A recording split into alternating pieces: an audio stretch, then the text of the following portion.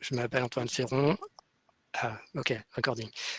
Donc, je m'appelle Antoine Ferron et je suis président de BitLogic et je vais vous présenter tout ça. Donc, à travers en fait comment, à travers une réflexion sur notre présent et dans quelle direction le monde va et voilà comment on peut réfléchir au niveau de la sécurité pour l'améliorer et quelles solutions on apporte à tout ça. Alors, on va essayer de partager la présentation. Impec, premier niveau. Full screen. Ah, il a mis le petit logo. Ah, super. Merci Antoine. Impec. Ah, vous le voyez, d'accord, parce que Ah oui, ouais, c'est on là. le voit bien. Alors Impeccable. après, je peux mettre la vidéo dessus, je crois. Je sais pas si... Ouais, voilà, comme ça, vous me voyez dans le coin. Donc voilà, donc le titre, c'est les nouveaux défis à maîtriser dans un quotidien connecté. C'est la base, c'est de dire que notre vie, c'est de plus en plus numérique et donc ça pose de plus en plus de problèmes. Et donc BitLogic est là pour accompagner dans toutes ces problématiques. Donc, on va imaginer voilà, les possibilités d'un quotidien qui est de plus en plus connecté. Donc, les objets sont connectés. On verra pour donner de l'authenticité aux produits, pour vérifier leur provenance, par exemple. Les services sont dématérialisés. Et puis ensuite, la blockchain. Donc, c'est un peu la monnaie ou le transfert de valeur qui est tout ça, ça apporte des nouvelles problématiques, des nouveaux défis qu'il faut maîtriser, que plutôt que de subir en fait ces problématiques, eh bien, il faut vraiment les maîtriser. Et toujours donc comment on peut utiliser la cryptographie, les technologies modernes pour répondre à ces défis. Donc par rapport à ça, moi j'ai créé donc il y a 3 ans la société BitLogic. C'est une société en conseil en sécurité informatique qui est spécialisée dans des domaines de pointe. Donc ça veut dire entre autres la blockchain, les clés privées, les identités, les systèmes d'accès. Donc voilà, donc les activités de BitLogic, il y a plein de choses. Donc c'est surtout du conseil. Ça peut être à différents niveaux, au niveau des systèmes, des plateformes, des détails, des algorithmes. On fait aussi beaucoup donc, de conception, c'est pas juste du conseil blabla, on a une approche en fait comment dire ça, de concret, de réalisation concrète, de réaliser des choses, d'avancer, de construire des choses. Donc c'est avec des serveurs informatiques, ça peut être des applications smartphone, également dans des systèmes embarqués, des systèmes qui n'ont pas beaucoup de ressources, où il y a des fortes contraintes. Ça peut être des éléments sécurisés, donc pareil, des choses qui ont très très peu de ressources, et il faut aussi développer, faire du code de manière sécurisée, en ayant la sécurité en tête. On peut aussi regarder l'existence, c'est-à-dire il y a un système qui existe déjà, voilà, identifier quelles sont les portes d'entrée possibles, les problématiques, réfléchir avec les clients sur comment, comment améliorer tout ça, avec évidemment toujours aussi les problématiques d'utilisateurs. Ça, j'en parlerai à la fin. Mais voilà, c'est pas la sécurité à 100%, ça n'existe pas. Il y a toujours en fait beaucoup de contraintes à prendre en compte dans tout ça. Voilà, et puis donc aussi, ça peut être simplement des idées de réflexion pour mettre en œuvre des prototypes, par exemple, c'est-à-dire pas dans une optique de production, mais dans une optique de découverte des choses ou d'expérimentation. Alors, donc ça, c'est un slide sur moi, donc Antoine Ferron, donc je suis le fondateur de BitLogic. Je suis aussi l'associé unique. Donc moi, à la base, il y a une dizaine d'années, j'ai été diplômé d'ingénieur en électronique. spécialisé dans les radiocommunications.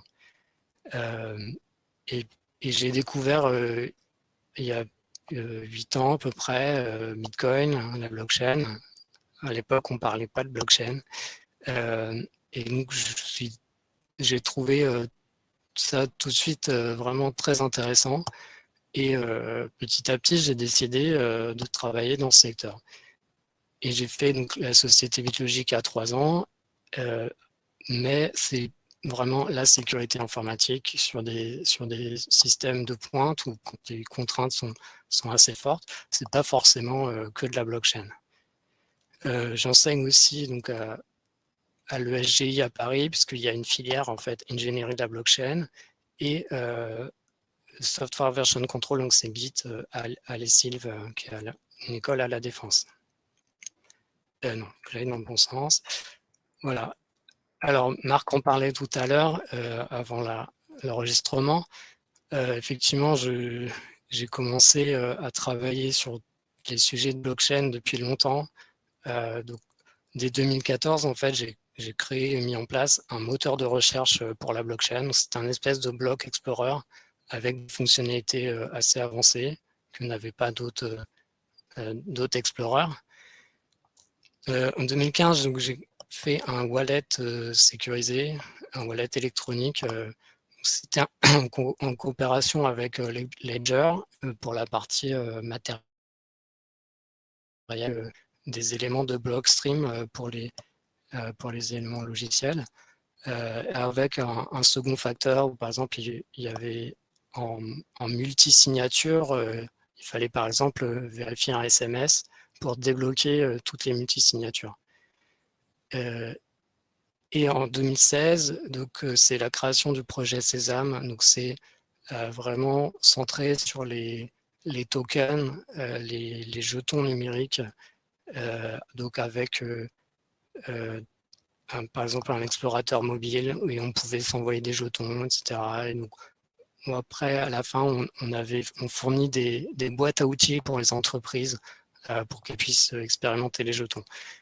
Je crois que sur ce projet, on était peut-être un petit peu en avance de phase sur le marché parce que dès 2016, en fait, personne ne comprenait les tokens, les tokenisations et la vague, par exemple, d'ICO est venue bien après. Et pour continuer, récemment, en 2019, j'ai créé Block Hub. Donc en fait, c'est juste un hub de service. C'est un petit peu la continuité de blockchain, mais c'est plusieurs services en ligne sur Internet qui sont mis à disposition des gens, des internautes. Et c'est totalement gratuit, ouvert, libre. On peut même refaire soi-même tout ça, mais c'est juste pour des choses qui sont mises en place et qu'on peut utiliser tout de suite. Alors, un peu plus de choses concrètes sur Bitlogic, par exemple des projets que l'on fait. Donc, c'est vrai qu'on est beaucoup sur la réalisation pratique, c'est-à-dire que des clients ont des besoins et ils ne savent pas forcément faire. Donc là, on apporte notre savoir-faire, notre ingénierie. Donc il y a un projet, par exemple, c'est pour dématérialiser des clés de voiture. Donc les clés de voiture vont être sous forme numérique et avec une application smartphone. Dans la voiture, il y a un boîtier et on va se connecter au boîtier et il y a beaucoup de cryptographie et le boîtier de lui-même va savoir si la personne est légitime à rentrer dans la voiture ou pas, à ouvrir la voiture. Voilà, ça c'est un premier service. Donc on s'est occupé de tout pour aller vite, réaliser les serveurs, les smartphones. Un autre projet un peu différent, c'est réaliser en fait un firmware pour des éléments sécurisés pour un hardware wallet professionnel. C'est un petit peu comme ce qu'on a l'habitude de voir de Ledger ou de Trésor, mais sur des plateformes vraiment très sécurisées. Et aussi, il y a une notion d'identité. Et puis, pour un service de cloud mining, on a réalisé en fait un espèce de hot wallet dans un serveur en ligne, donc pour qu'il y ait un fond de roulement des bitcoins en fait, c'est-à-dire que les utilisateurs ils peuvent déposer et ressortir des bitcoins dans cette plateforme. Et donc le client il voulait qu'il y ait quelques bitcoins en ligne dans un serveur qui puisse être utilisé. Donc il y a eu toute une réflexion et une architecture en fait de mise en place pour ce projet. Alors la cybersécurité, j'appelle ça la sécurité informatique. Je vais y revenir, je vais passer vite fait sur ce slide, mais c'est simplement pour dire que c'est vraiment de plus en plus fondamental et ça devient presque vital pour notre futur. Et en plus de ça, si on rajoute la blockchain, en fait, ça va lier l'argent, la valeur, les transferts de valeur au code numérique, au monde numérique.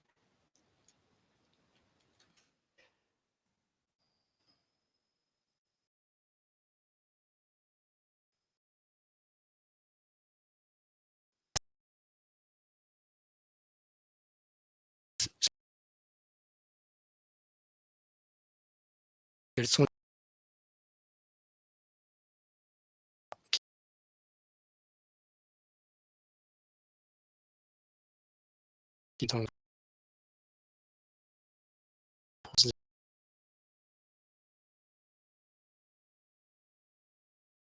des flux. C'est-à-dire que les objets connectés, ils sont disséminés partout dans le monde ou partout dans un pays ou une zone géographique. Et en fait, on va les interroger pour demander les informations. C'est principalement des capteurs, par exemple des stations météo, des compteurs d'eau, des choses comme ça, des compteurs électriques. Et donc, en fait, on va demander des informations au capteur et on va juste, en fait, lire une information et la remonter. Donc déjà, il faut sécuriser ce transfert d'informations, cette communication entre l'IoT, les objets connectés et puis les points centraux de contrôle. Déjà, c'est aussi pour respecter la vie privée des usagers, parce qu'on a vu des exemples concrets où des chercheurs montraient que en regardant la consommation électrique, on peut savoir quel programme télé regarde la personne, voilà, des choses comme ça. Donc déjà, c'est pour ça, parce que c'est des informations, ça peut être des capteurs qui sont par exemple chez les gens, chez les particuliers, donc il faut de la sécurité là-dessus. Et ça peut être aussi des données d'entreprise, donc il faut la confidentialité des données, c'est-à-dire que les données restent privées, restent qu'entre le capteur et le serveur, qu'on ne puisse pas regarder ces données-là comme ça, que ça ne doit pas transiter en clair sur Internet. Et parce que par exemple, une société peut avoir une activité et avec ses capteurs sur sa chaîne de production, on va savoir à quelle heure elle commence, quel est le lot qu'elle est en train de fabriquer en ce moment, quelle est son activité. Donc il faut protéger ça. Aussi un point important, donc c'est authentifier les capteurs, l'intégrité et éviter l'altération des données. Donc c'est-à-dire que quand on va lire des valeurs sur un capteur, il ne faut pas que ces données soient modifiées. En fait, on doit s'assurer que quand la donnée qui vient du capteur, qu'on a lu du capteur, elle soit véridique, elle soit vraiment donnée par le capteur. Donc ça veut dire qu'elle ne doit pas être modifiée au passage, lors du transit.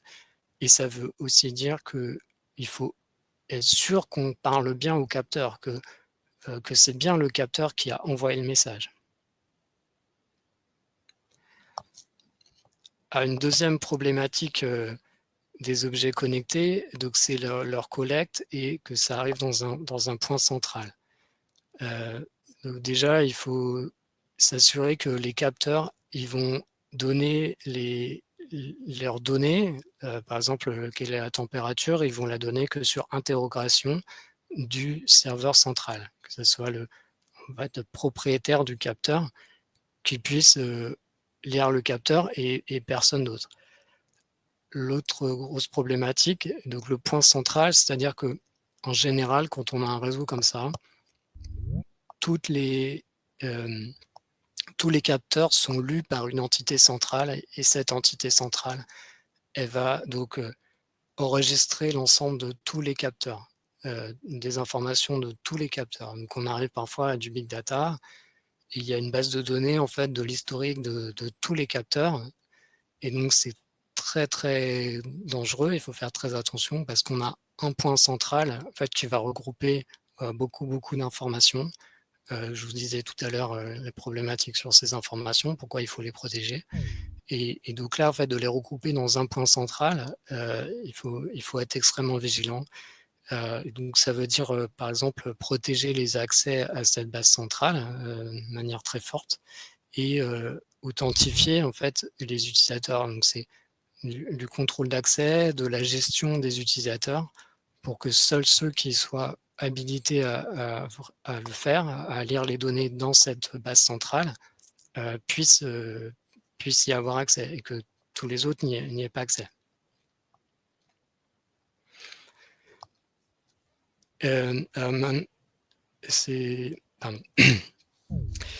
Alors, les objets connectés, voilà, ça peut être des capteurs, mais il y en a qui sont quand même plus sensibles que d'autres, notamment si c'est des objets de santé. Donc, par exemple, c'est des capteurs de données de santé.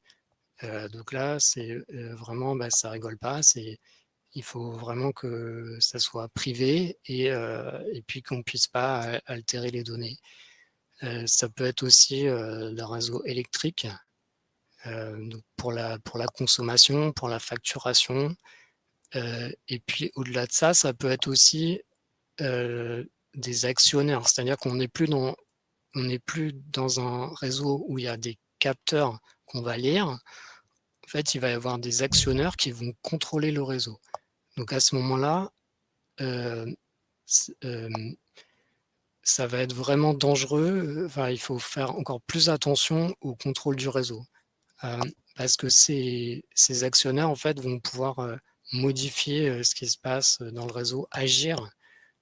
Donc, en fait, ce qu'on parlait tout à l'heure, le point central de regroupement de tous les, de toutes les données des capteurs, en fait, ce point central, ça va devenir un centre de contrôle. Et donc, de la même manière, il faudra assurer la sécurité de ça. J'ai envie de dire même encore plus. Alors, au-delà des objets connectés, il y a aussi la sécurité des objets de valeur, c'est-à-dire notamment pour la lutte contre la contrefaçon, puisque par exemple, les fabricants de marques de luxe, eh bien, ils font des objets qui valent un certain prix parce qu'il y a un savoir-faire, ça peut être fait à la main, par exemple, avec des matériaux nobles. Et puis, il y a des gens qui font de la contrefaçon, qui vont essayer de copier ça en réduisant les coûts et en copiant au maximum. Donc, il faut s'assurer que le produit est véritable. Donc, ça, maintenant, Mythlogic a sorti un service là-dessus pour en fait utiliser la cryptographie et les nouveaux tags disponibles sur le marché, donc qui peuvent signer dynamiquement les messages pour pouvoir authentifier de manière numérique les objets. Donc c'est intéressant parce que avant, on regardait un certificat, s'il y a un bon hologramme, voilà, mais tout ça en plus, ça ne résiste pas vraiment à quelqu'un qui veut copier. Et donc la cryptographie en fait va apporter comme une vérité universelle sur ça et vraiment une barrière technique pour ça. Donc ça va assurer l'authenticité de fait.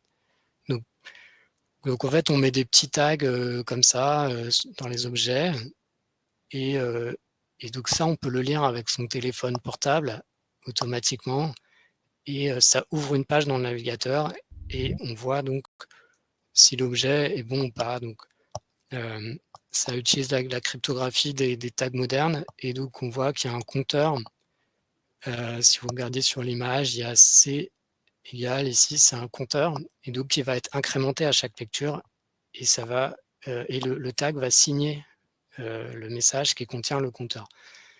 Donc c'est quelque chose de très sécurisé pour ça. Et je pense que c'est une solution moderne et c'est une solution intelligente pour lutter contre la contrefaçon. Alors un autre point assez générique, c'est les services dématérialisés.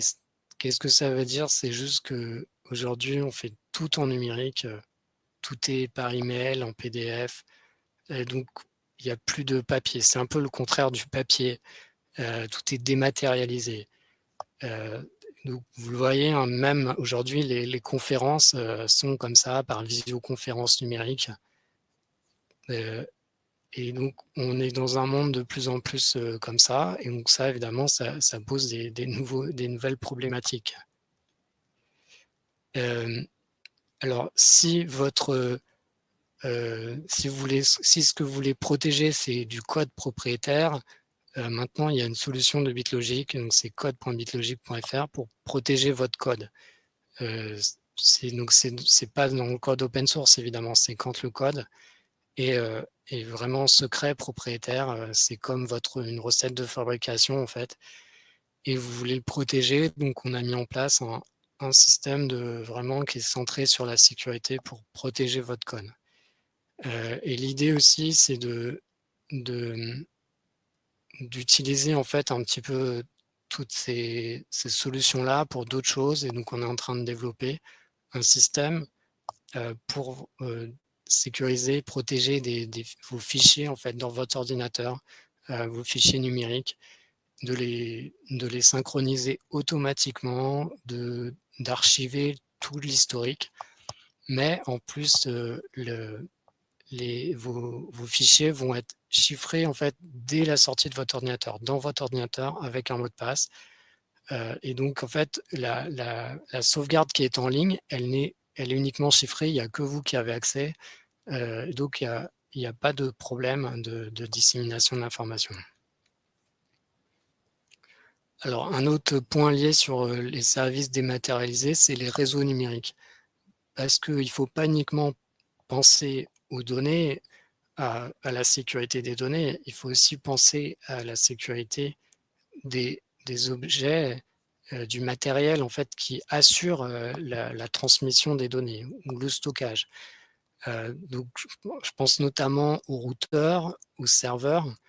En fait, voilà, il faut qu'il y ait une disponibilité importante. Il faut que ça fonctionne bien, que ce soit bien paramétré, que personne ne puisse pénétrer dans ces systèmes. Et en fait, on se rend compte que tout ça, ça devient vital pour l'activité. C'est-à-dire que si vos serveurs sont en panne, eh ben, ça pénalise fortement votre activité. Si la communication ne marche pas, et ça freine votre activité. Donc tout ça, c'est des choses à réfléchir, à prendre en compte. Et il ne faut pas uniquement se focaliser sur les données ou les serveurs critiques qui hébergent les données. C'est aussi en fait toute l'infrastructure qu'il faut penser pour que tout fonctionne au maximum. Donc voilà, ça c'est un peu un résumé. Donc assurer la protection des données, donc que les données, on les lise, mais qu'il n'y a que les personnes qui ont le droit de les lire, puissent les lire.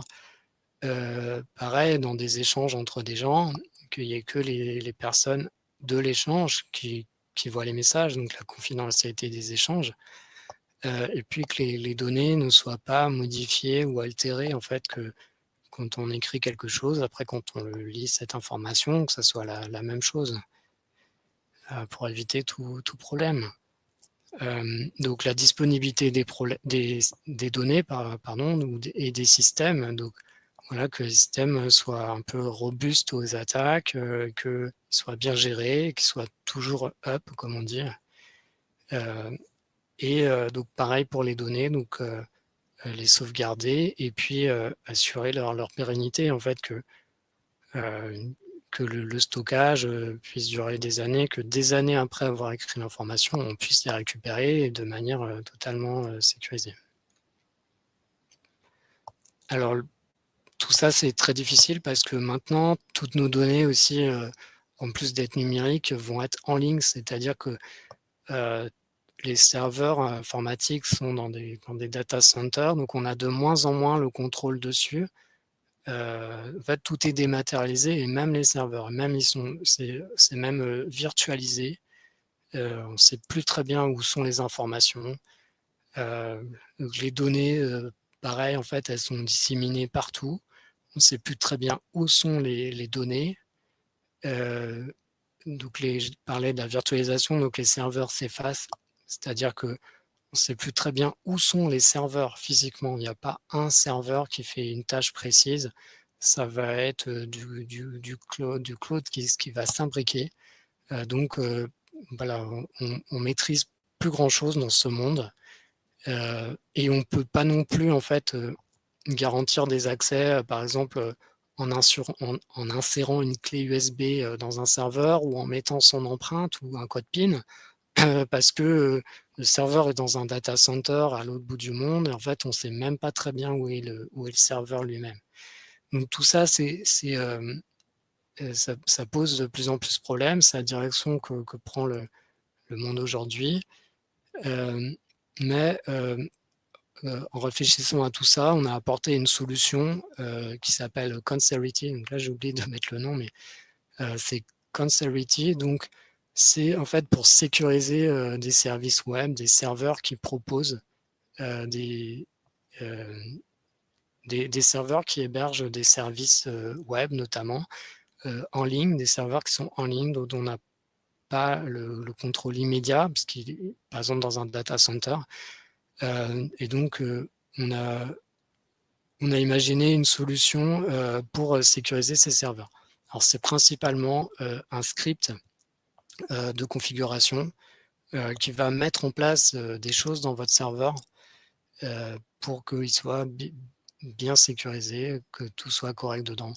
Donc, je ne vais pas rentrer dans les détails, mais un point important quand même, c'est de savoir que ce projet, il est libre, open source, gratuit, collaboratif.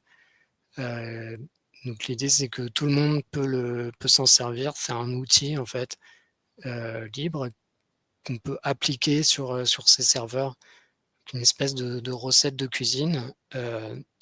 Et aussi un avantage, c'est que dans le serveur, en fait, les données critiques vont être uniquement en RAM et ça va être chiffré directement sur le disque dur. Et l'avantage après, c'est que les données sur le disque dur, on peut les copier, faire des snapshots, du mirror, ce que vous voulez en fait.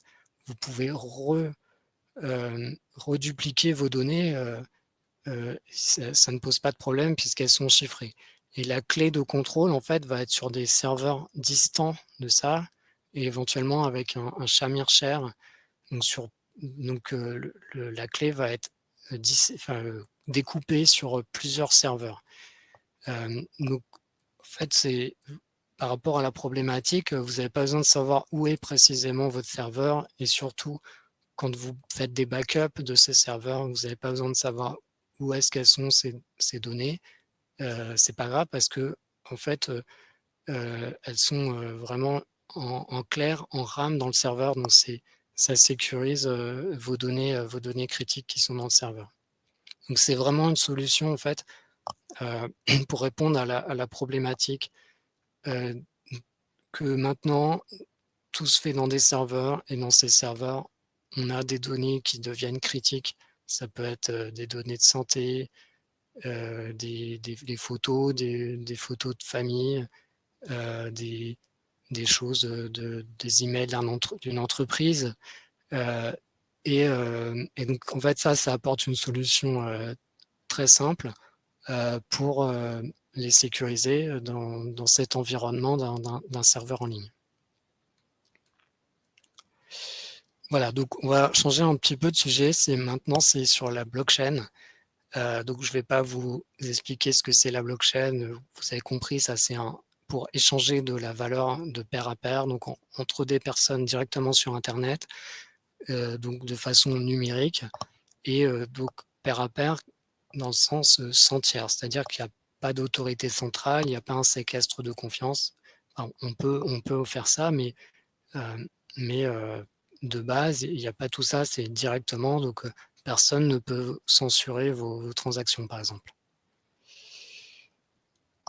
Alors, qu'est-ce qu'on peut imaginer avec la blockchain? Eh bien, ça va être, par exemple, louer des voitures, mais qu'on va payer directement la voiture. C'est-à-dire que c'est comme un pair à pair entre, entre le soi et la voiture.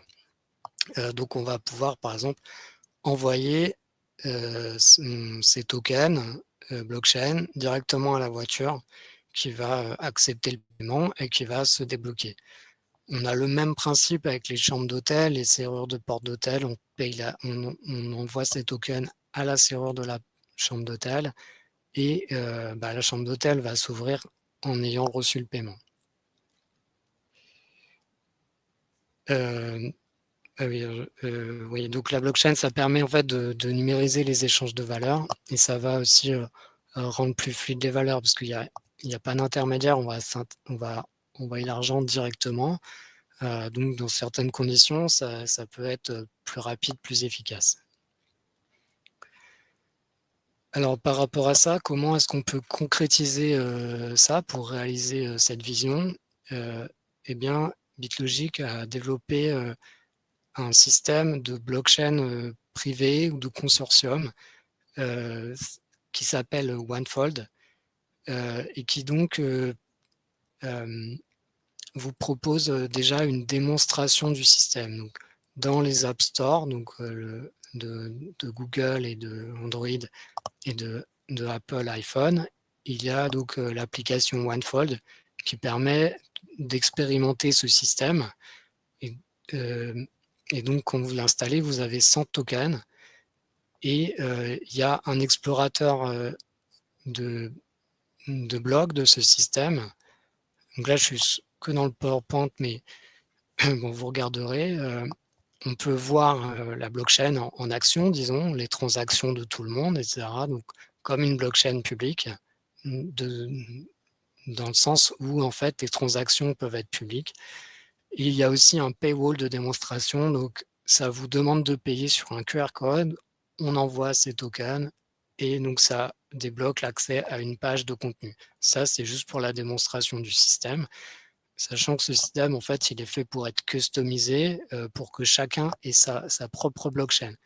Et un des avantages de ce système, c'est aussi qu'on fournit un wallet pour les smartphones. Donc, c'est ça qui est en ligne sur les markets.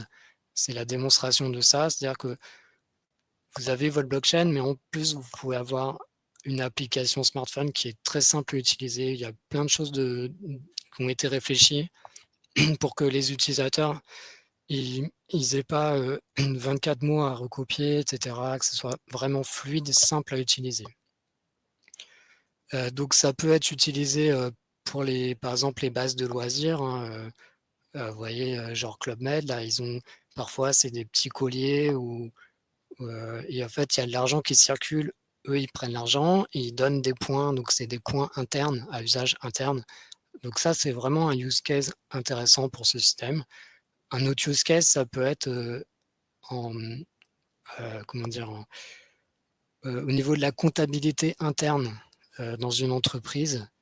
Donc, par exemple, pour faire des transferts monétaires d'un service à l'autre, en fait, si la société veut juste compter comme ça, elle peut utiliser ce système. Et bon, l'avantage de tout ça, c'est que c'est quand même un peu plus fun qu'une blockchain, c'est un peu plus fun qu'une base de données normale. Et puis, si par exemple c'est un consortium avec plusieurs acteurs, ils vont pouvoir un peu se faire confiance à travers ce système, avoir un standard établi. Et donc voilà, il n'y a pas besoin d'une blockchain unique pour ça. Alors, un nouveau défi de la blockchain, c'est évidemment protéger ses clés privées. Donc, déjà parce que les clés privées sécurisent des fonds, donc c'est de l'argent en fait. C'est comme votre mot de passe pour votre compte en banque ou votre signature pour le chéquier. Donc voilà, il faut faire attention. C'est vraiment privé. Il faut qu'il y ait que vous qui le connaissez. C'est vos fonds. On dit parfois que ceux qui connaissent les clés privées ont accès aux fonds. En fait, c'est la connaissance des clés privées. C'est ça qui permet de bouger les fonds sur une blockchain. Et sachant aussi que une des révolutions de la blockchain, c'est que par rapport à ce système de pair à pair, il n'y a pas de répudiation possible.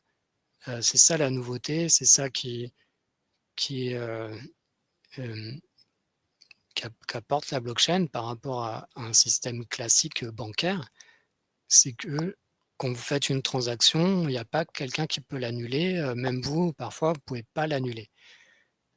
Donc c'est une raison pour laquelle il faut faire encore plus attention à ces clés privées, parce que si on vous vole vos clés privées, vous ne pouvez pas mettre en place des mécanismes pour en fait, annuler des transactions qui auraient déjà été faites. Donc ces clés privées, il faut réfléchir entre cold wallet, hot wallet, c'est-à-dire on met des choses en ligne ou dans votre ordinateur qui vont pouvoir en fait de traiter les fonds de manière très rapide. Et puis des choses plus sécurisées qui vont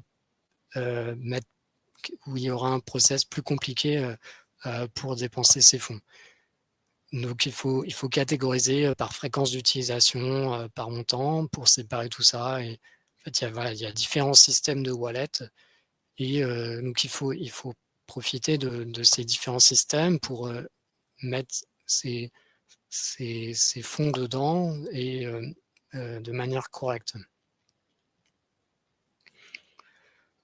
Une autre chose, c'est de protéger son identité, c'est-à-dire que dans le futur, et même aujourd'hui, en fait, son identité, ça devient des clés privées. Je ne sais pas si vous voyez, mais déjà, on est en train de passer d'un identifiant par mot de passe. On s'identifie avec des mots de passe, et en fait, on va s'identifier maintenant avec des clés privées, avec des signatures numériques. C'est notamment le projet FIDO. Je pense que Frédéric Martin, dans une autre conférence, vous en a parlé. Et donc, en fait, en plus de protéger son argent, on va aussi protéger son identité en ligne. Comme tout se fait de plus en plus en ligne, il faut aussi protéger ces clés privées à soi, puisque ça va représenter en fait l'identité. Et également, il faut protéger sa vie privée, parce que comme son identité est numérique, il faut, tout se passe en ligne. Et en plus de ça, quand c'est la blockchain, toutes les transactions vont être publiques.